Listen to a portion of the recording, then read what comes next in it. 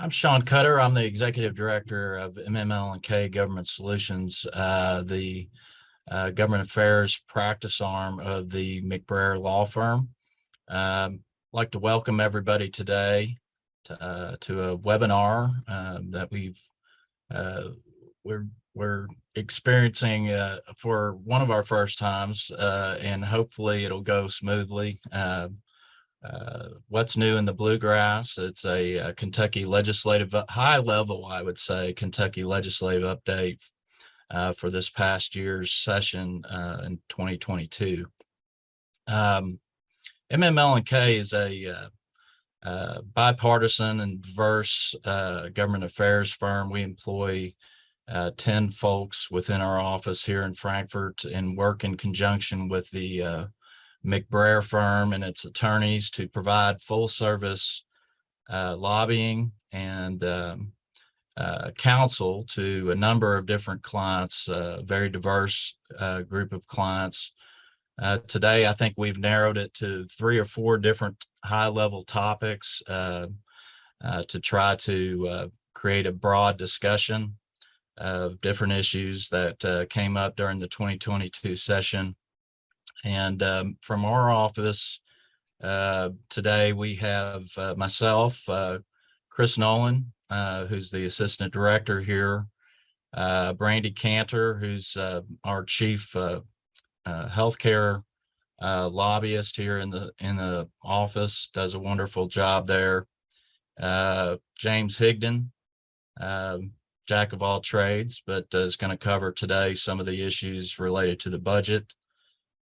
Sara Osborne, who is our numero uno connection with the administration. She came out of Steve Beshear's administration and joined us from the Justice Cabinet, but by the nature of our business has been involved in a number of different issues and does a wonderful job both on the executive and legislative side for us. I want to emphasize that we do work very closely with our fellow employees at the McBrayer firm.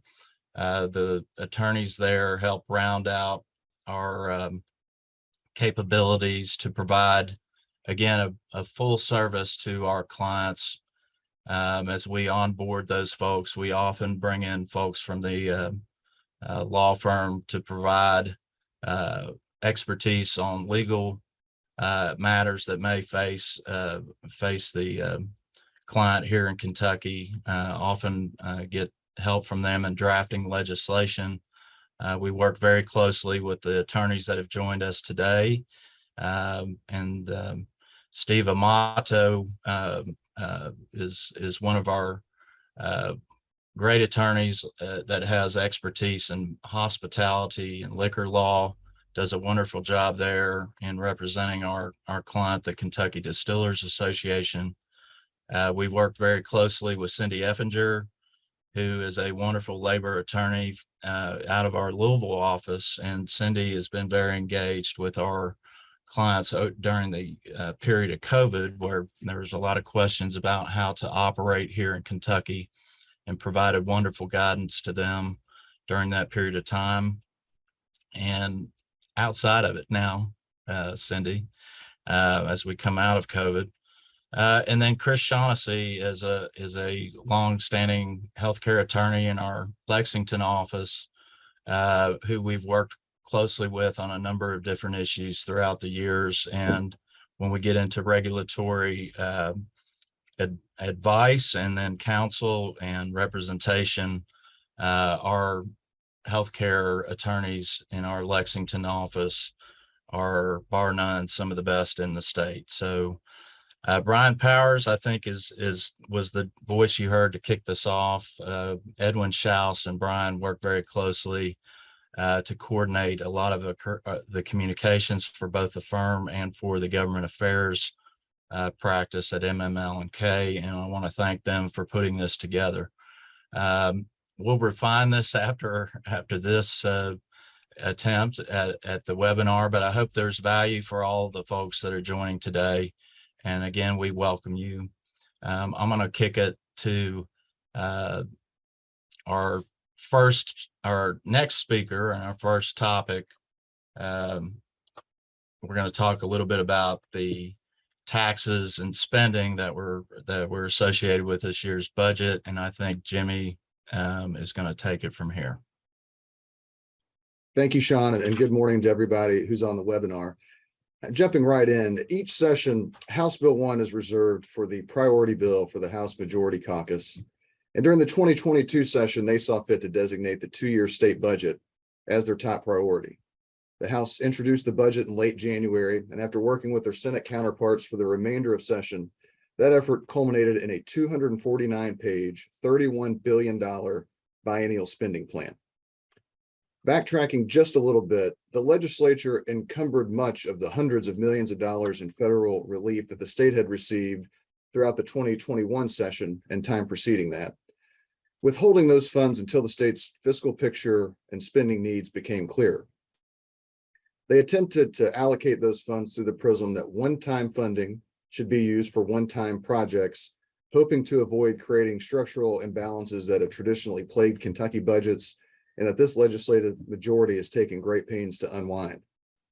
So working within the confines of federal guidance and statewide needs, the General Assembly emphasized investments in hard infrastructure, broadband, economic development site readiness, post-secondary education and K-12 spending, healthcare worker funding, tourism marketing, and they continued overfunding Kentucky's ailing state pension system.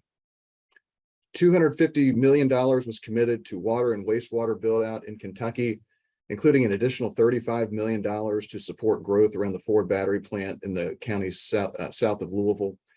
Another $250 million was added to the state's broadband deployment efforts on top of a significant investment in the prior budget. Rather than having the road fund subsidize general fund projects, the legislature reversed that flow, committing another $250 million in general fund dollars to the road fund, ensuring that the state can meet match requirements for mega projects and doing so without increasing the gas tax. Healthcare saw a combination of one-time and long-term investments. Nursing homes were afforded a significant $29 a day add-on to ensure adequate funding for ongoing COVID testing among that vulnerable population and to remain competitive for nurses. There was a state commitment to healthcare loan forgiveness, incentivizing practitioners to practice in rural areas, and a nursing center for excellence was established in Owensboro, Kentucky. Tourism was a big winner this session. The General Assembly committed $75 million in funding to convention and visitors bureaus across the state to market those destinations for travelers who are resurfacing from the COVID shutdowns. In terms of post-secondary education, the popular Bucks for Brains program was revitalized, funded to the tunes of tens of millions of dollars, allowing our research universities and our comprehensive regional universities to attract top flight faculty. We thought of this budget as the first post-pension budget in Kentucky, meaning that for the first time in decades, investments in much needed projects were not crowded out by committing every marginal dollar to the ailing state retirement system and the teacher retirement system. Now, those systems were ultimately funded to the tune of $2.2 billion through House Bill 1. But whereas in the past that would have drained the rainy day fund and preempted other spending and other investments, the General Assembly was actually able to meet that need while actually contributing more to the rainy day fund and doing more investments. One item that stands out is the $200 million grant pool for communities across Kentucky to improve sites for economic development, hopefully allowing them to be more competitive and attracting, say, the next Ford announcement or major billion-dollar investment in the state, or maybe supporting their suppliers. $130 million in full-day kindergarten would have been unthinkable just 2 years ago, but now that's the reality as the result of this budget. Also, a $15 pool for child care assistance programming, allowing an employer dollar-to-dollar match, was another add-on that just simply could not have happened a couple of years ago. Now, it's important to note that while an influx of federal dollars made this possible, tax reform that really began during the 2018 session did more than its fair share to shore up the Commonwealth for a budget surplus, and House Bill 1's revenue-generating companion, House Bill 8, furthers that effort. I'm going to pass it to my colleague, Chris Nolan, now to talk about House Bill 8 and the other side of the ledger, the revenue raising portion. Thank you. Thanks, Jimmy. That is a good segue into House Bill 8, which will have a far-ranging impact on Kentucky's tax revenue profile, because it builds upon the tax reform that Jimmy mentioned in 2018 and takes another significant shift towards a consumption-based tax system and away from an income-based tax system. The legislation sets up triggers to lower the personal income tax from the current 5% down in half-point increments, potentially all the way down to zero, matching states like Tennessee and Florida that have no personal income tax. Now, the key to this bill and doing it correctly so that it doesn't inadvertently bankrupt our state, because the individual income tax makes up 40% of our state's revenues right now, is the timing and the pace of the rate changes are dependent on various statutory triggers to avoid these budget disruptions. The biggest trigger in that is the Budget Reserve Trust Fund, otherwise known as the Rainy Day Fund, must always equal at least 10% of our general fund revenues for the income tax cuts to take effect.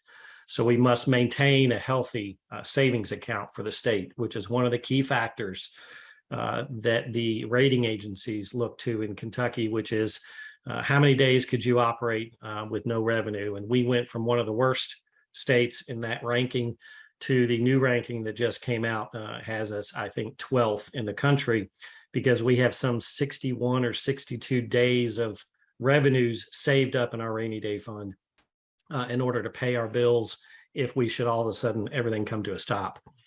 But going back to those individual income tax rate cuts, House Bill 8 included an immediate cut of a half point, dropping it to 4.5% on January 1st, 2023. And there's a possibility that the General Assembly could drop it 1 full point come January, because of our rainy day fund. Our rainy day fund balance is now expected to be almost $2.7 billion once it's certified later this year, which is almost double that 10% capacity that's a trigger in the bill. And it's important to note that the General Assembly must approve these triggers and these rate reductions in our personal income tax each year they come back into session. But that's just one of the main components of House Bill 8. There's a second large component that continues the expansion of the 6% sales tax to new services. It's everything from cosmetic surgery to photography and marketing services, fitness classes, all sorts of repairs. They really helped expand that sales tax base, which is one of the keys to growing our economy and growing our revenues. Also included in the tax policy in House Bill 8 was a 6% tax on new tax on rental cars, car sharing services like Turo, and then transportation network companies like Uber and Lyft and taxis. So it leveled the playing field on those transportation type services, which are all mostly discretionary, and adds the 6% sales tax to those. And then there were two more significant provisions in the bill. One required short-term rental platforms, think Airbnb and VRBO, to collect the existing transient room taxes that are collected by our traditional hotels right now. These funds are utilized by tourism commissions to market Kentucky and our local destinations. And including the Airbnbs in the tax collection increases this revenue significantly. So that is so important to our tourism clients. As with many tax bills, we're now aware that this one included an unintended consequence, and we're working with our clients and legislators to fix that in an upcoming session. Fixes and tweaks are constantly part of our government relations work. With things in Frankfurt, you're constantly having to revise and update them. The last policy shift, that tax policy change that was included in House Bill 8 requires an annual registration fee on electric and hybrid vehicles and a tax on charging stations. We all know this is the direction that we're headed with our transportation to be more electrified and less away from fossil fuels. House Bill 8 includes a 3-cent per kilowatt hour excise fee on the electric power distributed by the electric vehicle power dealers. And lawmakers have long wanted to diversify the collection mechanism for fees incurred by vehicles to include those electric power vehicles in that revenue stream. So this bill sets up the framework as more and more charging stations and electric vehicles are on the roadways, that they also pay their fair share to maintain those roads. With that, I believe we are transitioning to a different topic. Yeah, I think we're moving on to employment. There we go. I was waiting for Yes. the slide. Cindy, take it away. Thank you, Chris. I appreciate it. I've got three pieces of legislation to talk to you about today in the employment arena, and I think they all have a positive impact on businesses. And I do think that all of them are aimed at one of the biggest challenges that businesses have right now, which is attracting and retaining talent and reducing costs. So we'll just get right into the first one, and this is going to be obviously limited to the hospitality industry, where you have tipped employees for whom you're receiving a tip credit.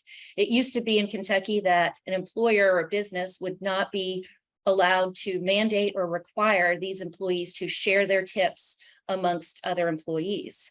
And the reason for that was just built into the Fair Labor Standards Act, and that it would be an employer taking away a part of a wage. However, there were some businesses in the hospitality industry that require, or not require, but really rely upon the team approach to providing services to customers. And the biggest example I have, or the best example I have, would be going to dinner at a restaurant. You meet and encounter multiple people at a restaurant: a hostess, a maitre d', bar staff, bus staff, assistant wait staff, and your wait staff. And when you pay your tip, when you pay your bill, you tip, and the tip generally goes directly towards the server. But in this team approach, we needed to encourage, or businesses wanted to encourage the tip sharing, so that the service that was provided was top-notch and compensated. But Kentucky had a law that prohibited the employer mandating a tip pooling amongst these employees, assuming that the tip credit was taken for that tipped employee. This changed with SB 180, and with that, employers may now require for your employees, even who get a tip credit, that you share the tips in a way that again encourages the staff to provide excellent service, and encourages the compensation to be fair and evenly spread out. And hopefully it also has the effect of retaining and attracting good, talented individuals. And so this certainly was an issue with some of our clients in the restaurant and hospitality industry. And we think that it is going to have a positive impact on the talent pool and the employee pool. So if you're in this industry, and I know this is a pretty narrow one, if you're in this industry, please look at this bill and understand how you can change your policies to take full advantage of it. The other two pieces of legislation are really aimed at all employers in the Commonwealth. The first one is, Brian, if you could advance the slide, we're going to talk about House Bill 144 and 440 and 499. The first one is a direct response to the pandemic. As we all know, when everybody shut down, all of our employees went to the unemployment fund and filed for unemployment insurance. And that unemployee trust fund was drained as a result. And as a result of that, we needed to replace the amount that was in the employer reserves, but that would have resulted, in order to have the fund replenished, every one of our businesses was going to pay approximately $70 per employee additionally in their unemployment insurance taxes, which would have been devastating to a lot of employers. So this bill holds the 2020 tax rate for the 2022 year, so that you don't get that huge increase. And that will also move us towards replenishing this account. In addition, this bill also requires that if we do have another emergency, that the fund should come from a pooled account as opposed to your employer reserves. So this is in an effort to try to fix and replenish the employee trust fund without hitting businesses with a huge tax bill. The last bill that I'm going to talk about creates an employee child care assistance partnership program. And this is actually quite incredible because the single biggest impediment to parents in the workforce is the cost of childcare. And I think everybody has had an experience with that. And so for this, it's definitely a tool for you to attract and retain good, talented people. Because what it will do is it will encourage you as a business to form a program where you will provide a match, or where you will assist your employee in their childcare costs, which will be matched by the state government, and up to 100% of the childcare cost. And so there is an incentive on both sides for both the employee and the employer. Now, there will be that the match and the amount of money an employee can receive will be tied to the median household income, which is set forth in the bill. I will not bore you with those details now, but we can certainly provide you with that information should you wish to create a policy related to assisting your employees with their childcare cost by also getting the benefit of these state allocated funds. So that's all I have on employment. If anyone from Government Solutions wants to talk a little bit more about the background of this, I'll open the floor to them. If not, we will switch on to Steve Amato, who will begin talking about hospitality and alcoholic beverages.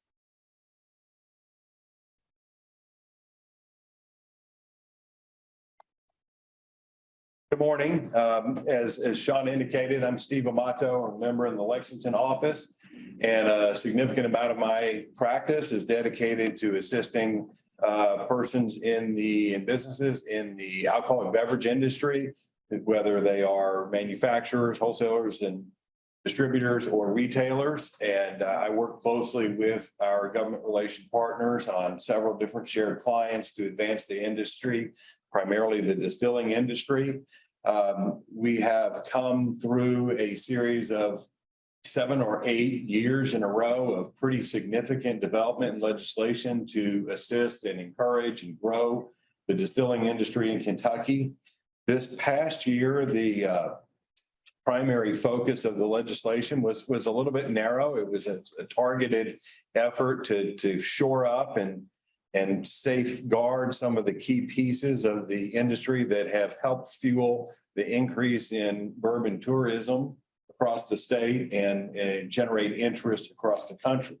Specifically, the focus of the legislation this year had to do with private barrel selections. And you may be familiar with private barrel selections. You'll see these products in liquor stores and in restaurants across the country. It is essentially the result of an interactive process between a distillery and a customer, albeit a restaurant or a liquor store on the one hand, or an individual or an unlicensed business on the other hand, to create a special package of products that are derived from a single or a couple of specific barrels of a distillery's product, which end up with a special personalized label. These products are immensely popular. They have generated a lot of interest in the bourbon industry and have contributed to a significant amount of growth. However, as longstanding and popular as the process was, there wasn't a whole lot of codification of the practices associated with it. And there was a desire rolling into this particular legislative session on the part of regulators and certain other industry persons to create some regulation around the practice, to standardize the practice across the industry.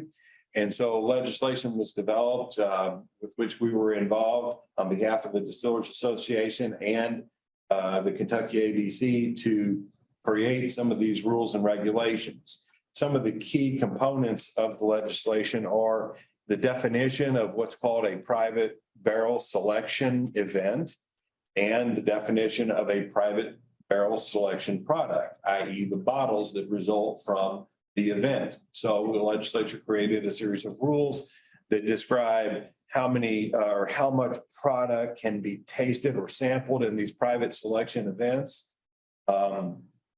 They wanted to make sure that the products were allocated reasonably as between individuals or unlicensed businesses on the one hand, and wholesalers and retailers on the other hand. So they created an allocation that distilleries must allocate 70% of these private barrel selection products to go through the three-tier system from wholesalers out to retailers, reserving 30% for the distillery to deal directly with individuals and unlicensed businesses. That was an interesting part of the legislation and represented a unique and very important collaboration between the distilling industry on the one hand and the wine and spirits wholesalers on the other hand. And Chris may want to address that at some point as well. In addition to creating and codifying and preserving the private barrel selection process, this legislation also added a few little nuggets, if you will, for distillers and others. For example, it created an opportunity for distillers and retailers to attend fairs and festivals around the Commonwealth and sell their products by the package. Distilleries had, as well, along with small farm wineries and microbreweries, had the opportunity to attend fairs and festivals and sell their products by the drink for a couple of years now. That privilege has been expanded to selling by the bottle now, by the package, which creates additional parity across the various different types of alcohol sold and produced in Kentucky. A somewhat interesting and valuable piece, if you have had the opportunity to go to some of the finer restaurants around the Commonwealth, you may have been offered a barrel-aged cocktail, which is a beverage that's created by aging alcohol and certain mixers in a barrel, which has been, again, a practice that's been around in higher end restaurants in Kentucky for some time. But there again, may or may not have been entirely legal based on rules and regulations, statutes that address how alcohol can be contained, the original container rule, as it were. This legislation fixed that, and now barrel-aged cocktails are both enjoyable and legal. Couple of other important things for distillers. It has been the desire of distillers at their gift shops to be able to sell a unique product, what's called a gift shop exclusive bottle. That's been an interesting issue for some time. And the legislature this year agreed that, pursuant to a limited privilege, distilleries can have exclusive bottles. Again, that's a nod to trying to encourage distillery gift shop visitor and tourism business, and something that the distilleries very much value, and we were glad we were able to get that done. A perhaps more significant, important development was the legislature created an opportunity for distilleries to have a so-called satellite tasting room. And what that is a for every distillery that has a gift shop where retail activities occur pursuant to privileges afforded to distilleries, i.e. they're able to sell souvenir bottles and they're able to sell by the drink. For each one of those distilleries that has a tasting room, that distillery can have one additional retail operation anywhere in the state that is located in wet territory. That's a big deal. Again, everything designed towards trying to encourage bourbon tourism, distilled spirits tourism, which is very important in our state. Those are the highlights of the House Bill 500, the bill which addressed privileges for distilleries. There was one other important development unrelated to that, that is similar to what Cindy was talking about, in an effort to try to help all businesses involved in the alcohol industry, from retailers all the way up to distillers and breweries and wineries. The legislature reduced the allowable age for employees of businesses that sell or produce alcohol from 20 plus to 18 plus, provided that the person who is 18 years or older but less than 21 is supervised by someone who is 21 years or older.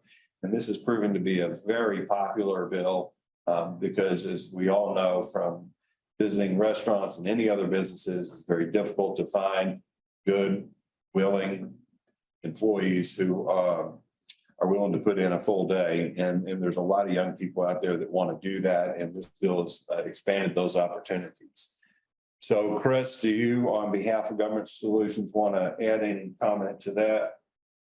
No, thanks, Steve. I not much. I think you did a great job kind of summarizing those bills, and these pieces of legislation are super important as we grow the Kentucky Bourbon Trail and Kentucky Craft Trail around the state, which does so much for our tourism industry, for economic development, and for our distilleries. It's really been a transition over the last 20 years, but really intensely over the last 10 years, transitioning our distilleries from just pure manufacturers that nobody ever wanted to go to tourism centers that hundreds of thousands of people are coming to Kentucky just to see. And we think that's kind of single-handedly transformed the tourist in Kentucky, who now is much more sophisticated, stays longer, spends a lot more money. And so all these pieces of legislation over the years, and this one in particular, really is designed to help boost the Bourbon Trail and bourbon tourism in Kentucky. Thank you. I'll hand it over to Chris. Talk about healthcare.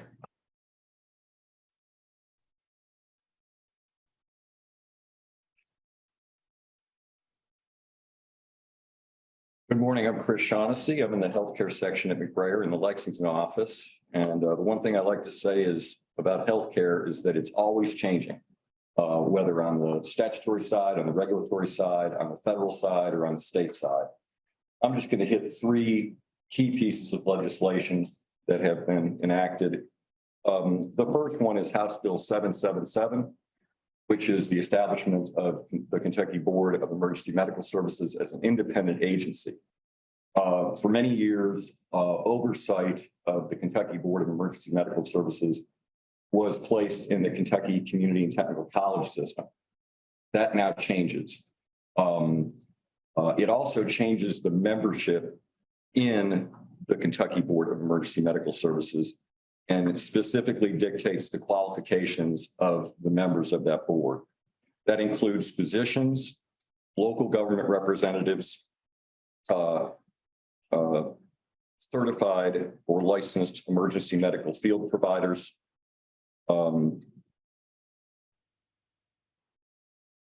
various other fields of healthcare, emergency medical services field providers appointed by the governor, a hospital administrator, one citizen at large appointed by the governor, and of course, the Secretary of the Cabinet for Health and Family Services or his or her designee. And this is interesting that now the Cabinet for Health and Family Services will have some oversight and input into the policies of KBEMS.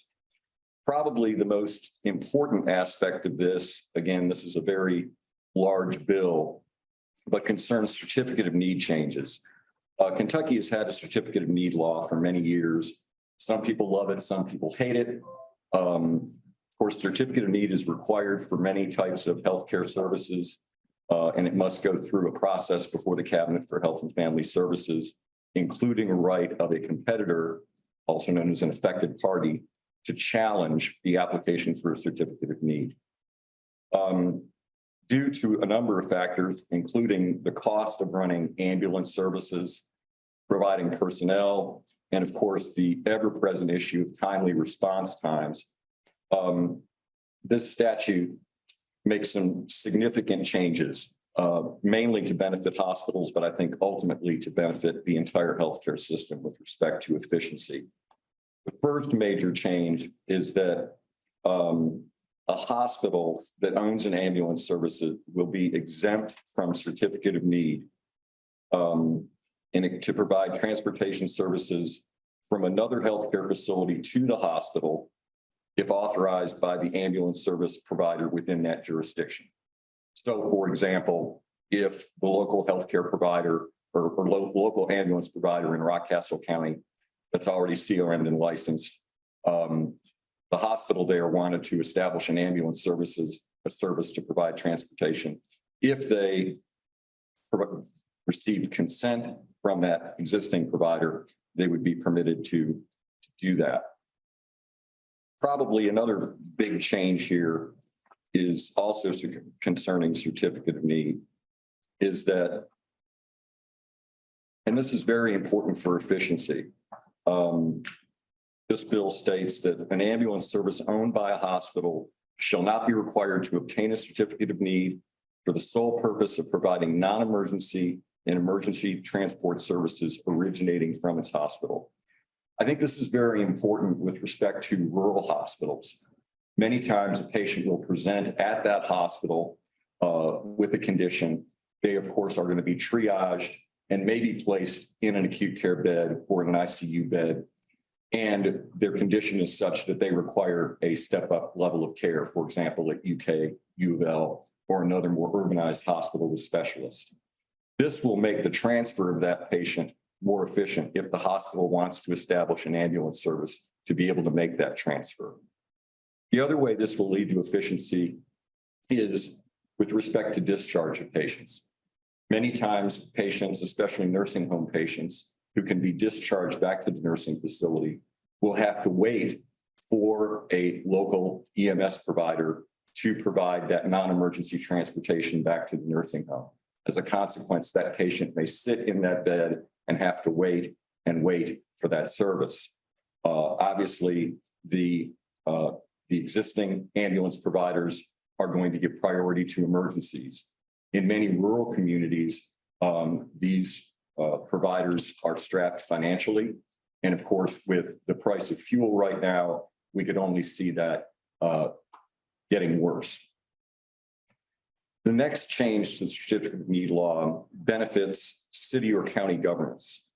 And it basically allows a city or county government that conducts a public hearing for the purpose of demonstrating that an imperative need exists in the city or county to provide emergency medical transport services within its county boundaries shall not be required to obtain a certificate of need if they want to provide direct emergency ambulance services within the city or county's jurisdictional boundaries, or if they want to enter into a contract with a hospital or hospital within the jurisdiction, or within an adjoining county if there's no hospital within their county for provision of emergency medical transport services. So this kind of dovetails in with the hospital providers perhaps being in a better position financially to fund an emergency medical service without a certificate of need, and therefore contractually or otherwise kind of give a hand to the county that may lack the resources to establish their own ambulance service. So this again helps to create some integration and some meshing within the healthcare system, which I think will create more efficiencies. The one catch is that if the county or city obtains such a certificate of need, it is not transferable. Whereas normally when they have that permission, they are allowed to transfer it if certain regulatory conditions are met. They are not allowed to do that. That is probably intended to prevent the proliferation of ambulance services within various jurisdictions. The next statute I'm talking about is SB Senate Bill 140. This is very detailed. This was a major amendment to the insurance code in KRS chapter 304-17A, and it has to do with prescription drugs.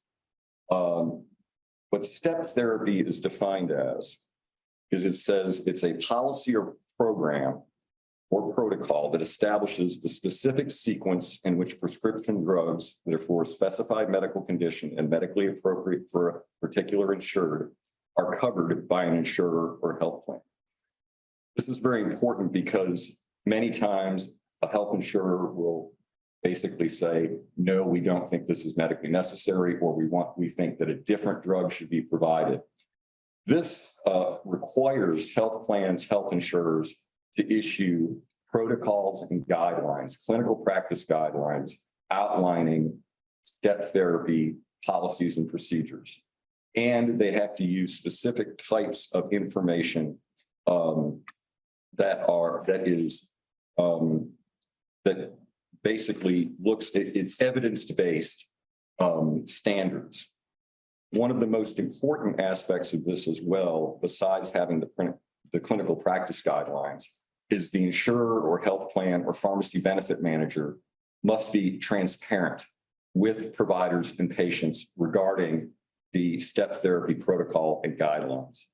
They're going to be required to have this information on their website and have it freely available to medical professionals so that they could make informed decisions regarding prescribing within those guidelines. Those guidelines being, as I said, guidelines, there is also a provision in this bill that requires there to be a process in place for either a provider or a patient to be able to request an exception to the protocol and submit information to the insurer, the health benefit plan, or the pharmacy benefit manager, where they could obtain an exception to the standard protocol and support it, whether it be through peer-reviewed clinical articles in medical journals or otherwise, to explain why there should be an exception. It also requires that the insurer, health plan, or pharmacy benefit manager put in a transparent and expedited appeal process by which patients or their physicians may request exceptions or appeal a denial of a request for an exception. One of the most important things about this is that with respect to many health plans, oftentimes insurance companies will take the view that the physician, the healthcare provider, doesn't have standing or really can't stand in the shoes of the insured to seek a review of decision. This changes that and says that either an insured or a provider may again request exceptions and appeal on the benefit of the insured. And of course, this is appropriate because many insureds are not going to be familiar with the medicine and the science and the reasons for the physician prescribing a particular drug under particular circumstances. Of course, in healthcare law, the statute always says one thing, but the regulations are often where the rubber meets the road. This Senate Bill 140 requires the Commissioner of the Department of Insurance to issue administrative regulations to implement this law. So it'll be interesting to see what those regulations look like, although the statute is fairly detailed about what is required of health plans and health insurers with respect to step therapy protocols, transparencies, and appeal processes.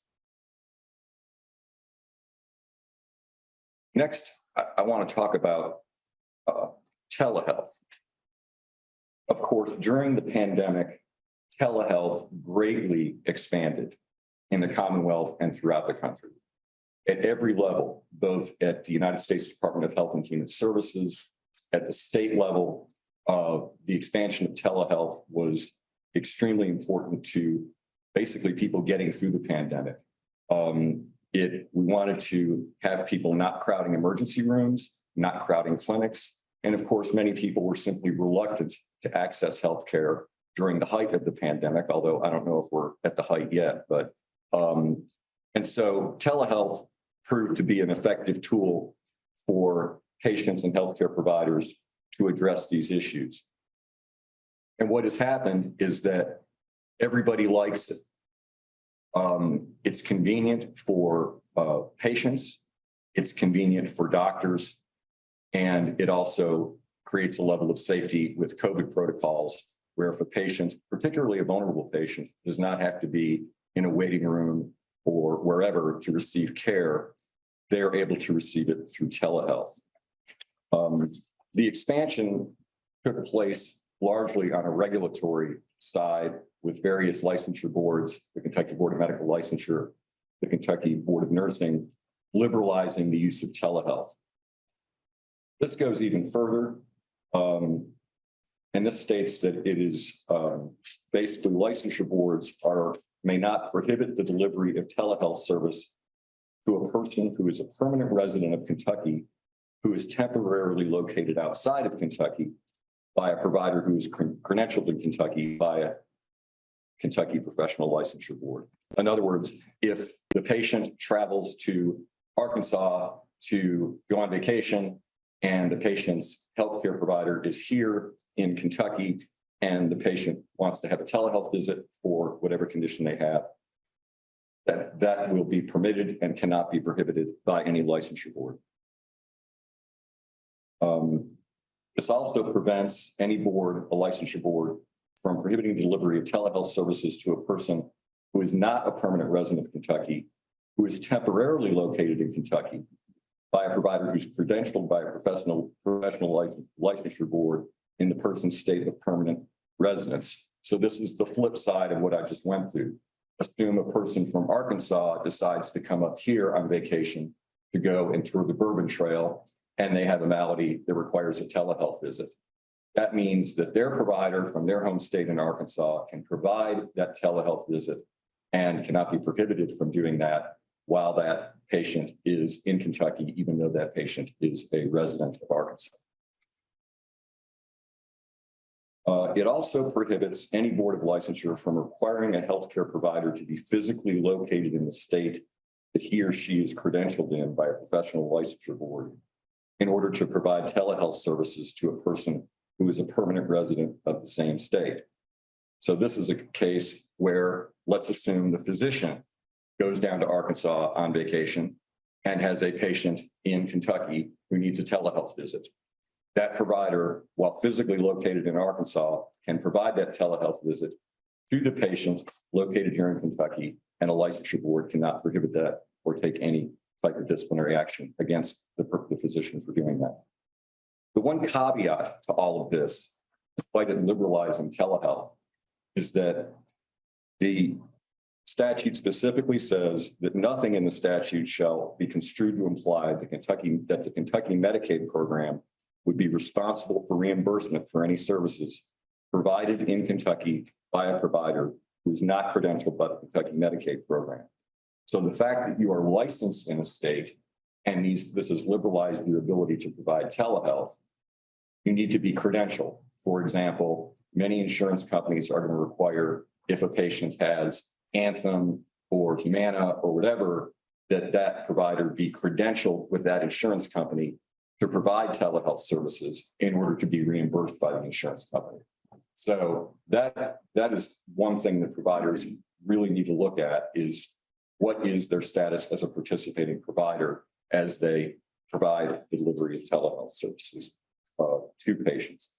I think we're probably going to see more and more expansion of telehealth as time goes by. Again, patients like it, providers like it, and I think it's ultimately more efficient. I think in the Commonwealth of Kentucky, it's particularly important. We have many areas that are rural. We have many areas that are poor, that have numerous transportation problems for patients getting to an office visit, getting in to see a provider. And this greatly helps for those particular patients to access healthcare. And of course, now with the price of fuel and things such as that, it is particularly burdensome for a patient to have to travel 10, 20, 30 miles for a healthcare visit when they could do so via telehealth and basically accomplish the same thing. So with that, I will turn it back over to Brian. I see the question regarding House Bill 500 and bourbon tourism and discussion of allocation of bourbon products. Unfortunately, that's an issue that is a growing pain with the growth of bourbon as a whole. It's difficult to solve because obviously bourbon takes many years to age, and these allocated products are often high-end products that have been aged, extra aged, so to speak. So it's not really something that the government needs to get into, the free market side of things of how these products are sold. So unfortunately, it's just a growing pain problem that I think our distillers and our retailers are trying to figure out a way through, because there's just more demand for the product than there is product right now. But with 12 million barrels gently aging in the Commonwealth, we think there's plenty of bourbon in the pipeline that will help ease the allocation shortage going forward. And for instance, we had one major distiller yesterday announce that they're kind of suspending their allocation process at their visitor center in order to kind of regroup and figure out a better way to allow more visitors to have access to some of the highly allocated and highly sought after product. Because right now it's not a good situation where retailers are taking the high-end products and marking it up 10, 15 times and putting it on their shelves and things like that. So it's a growing pain, but it's something that there isn't really a legislative solution for at this time, but something that I think all the distillers are trying to get their arms around.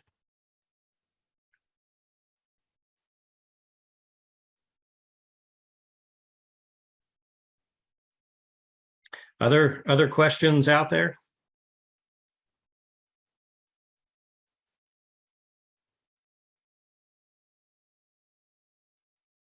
There's one that Sara may want to answer. I do believe, Sara, chime in here, that the Airbnb and VRBOs are assessed the sales tax, and they are responsible for collecting and paying that. And the main issue there is that is paying to the state. So that's a collection paying to the state. The issue with the transient room tax is that is collected and then paid to various local governments. So it gets a little bit more complicated. Right. There's 1% transient room tax paid to the state, and Airbnb and VRBO will now collect that and remit it as well on behalf of their homeowners, as well as the local taxes across the state. And there's no definition yet for lobbying services. That's what the Department of Revenue is slowly grappling with, defining all these new services so that they can extend the sales tax to them.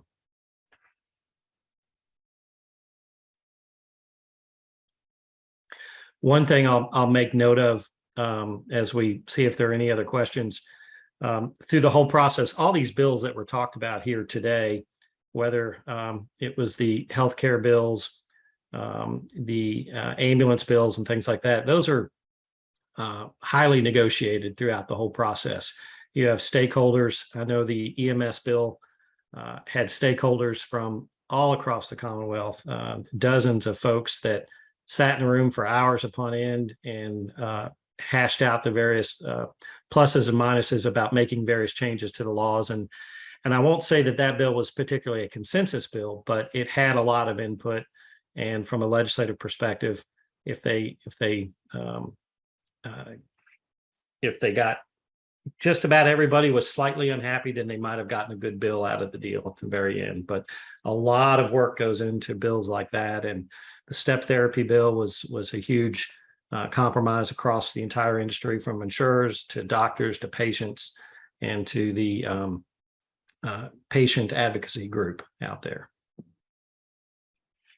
Chris, and I think an important part of that bill and a lot of the other things that happened this session is the ability to negotiate some of that prior to session happening. The step therapy bill was a great example of a bill that most of the work happened last fall, and the stakeholders all kind of had an agreement before the legislature even got involved. That's often helpful. And it's also helpful to know that a lot of these bills interact with each other as they're moving throughout the session, even if they're unrelated, just as certain legislators have priorities and have to work with other legislators to get votes for their priorities.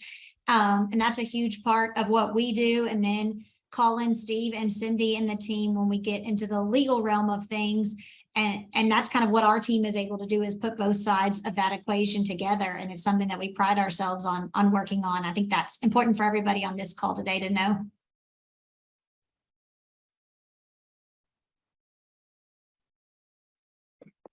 It's very well put, and I am very proud of the team that we have at both MML&K Government Solutions and the McBrayer law firm with locations in Lexington and Louisville. I've been here for 25 years. A lot of our folks have been here for almost that, or it seems like that to some of the people who have been here for a little bit less time. But we do have a very diverse group of government affairs professionals and attorneys, able to handle generally every issue that crosses our path. And I'm very proud that we generally are engaged in very high profile issues as they develop in the state. A lot of times we do work with our clients to identify proactive legislative activity to address issues with their business. Sometimes we're on the defensive end, protecting the business lines for a number of different clients. So again, very proud of this group across the board. Very, very knowledgeable, and takes the veil away, I think, from that legislative process, but also I think is very capable and very respected in going to the various stakeholders and defining the issue, educating, and then working towards a vote for our clients or a decision made at the executive level. So as Sara put it, I just want to stress that the 10 folks that work in this office, all very adept in various issues and very capable, and take great pride in the work that they do, as I know that the attorneys do as well.